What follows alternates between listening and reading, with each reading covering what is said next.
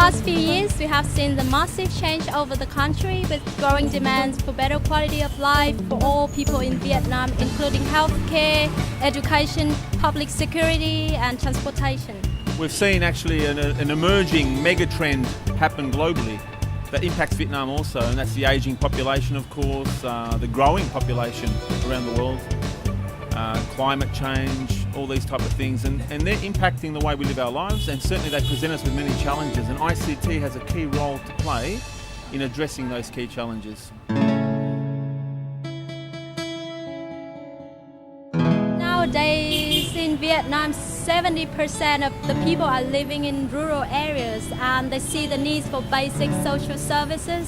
And for 1,000 people in Vietnam, there are just less than one doctor. And they have to travel a long way in order to get to the nearest hospital. So in Ericsson, we think that connecting Vietnam will have to start first by bringing better life to the people and better healthcare to the people.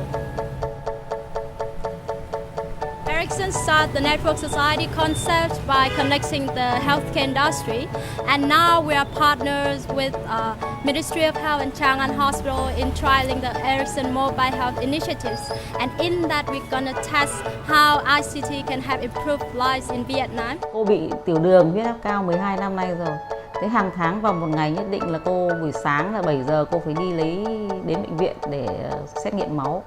Sau đấy là 2 giờ chiều quay lại để lấy kết quả và ngồi xếp hàng chờ đến lượt mình mới được vào gặp bác sĩ. Thì sau khi bác sĩ nhìn thấy kết quả của mình, bác sĩ mới cho một tư vấn về thuốc men, rồi ăn uống, rồi đi lại tốn kém thời gian, chờ đợi vất vả lắm. Nay chúng tôi có sự kết hợp với lại cái công ty Ericsson với Tràng An để muốn triển khai một cái chương trình là chăm sóc sức khỏe từ xa, có nghĩa là người bệnh ở tại nhà mà y tế có thể là theo dõi chăm sóc và tư vấn cấp từ xa bằng những phương tiện khoa học, công nghệ thông tin và tin học. Bộ chăm sóc sức khỏe của Ericsson này cô sử dụng tại nhà và kết quả của cô khám đo xong bác sĩ đã nhận được ngay, chỉ sau 5 phút bác sĩ đã gọi điện lại và cho cô biết là tình hình sức khỏe cô là tốt hay là không tốt và động viên cô về chế độ thuốc men. Rất là hay, rất là hài lòng.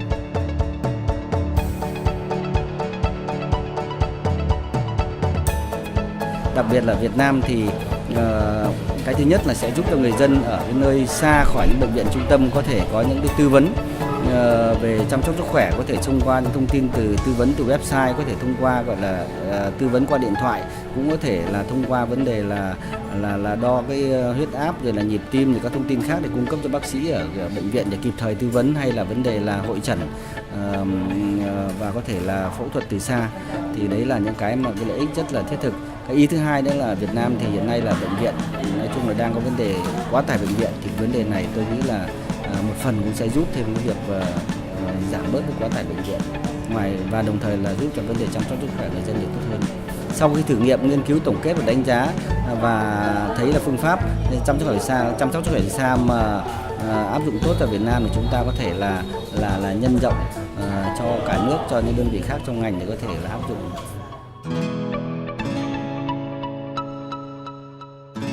Clearly, Ericsson's vision is to drive an all-communicating world, a network society in fact, whereby anything that benefits from being connected will be connected. And in fact, through Ericsson's end-to-end consultative approach, what we're doing is we're partnering and collaborating with many partners in the industry and in other industries to be in a position where not only do we grow and develop the business within our own ICT industry, but we actually help unlock the value in other industries so that those industries can deliver their services to their customers in a more cost-effective way, making it more accessible and more affordable to more people. Cuộc sống của cô rất là vui. Sau khi được sử dụng thiết bị này, cô không còn phải lo lắng sắp xếp thời gian để đi đến bác sĩ nữa, mà có thể tại nhà bác sĩ đã chăm sóc được sức khỏe cho mình. Cô có nhiều thời gian để vui chơi, chăm sóc sức khỏe gia đình cho mình, nhiều thời gian chơi với các cháu, dọn dẹp nhà cửa.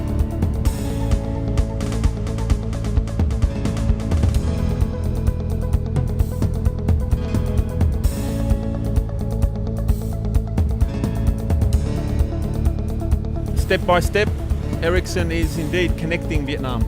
And eventually, I think globally, everything one day will be Ericsson connected.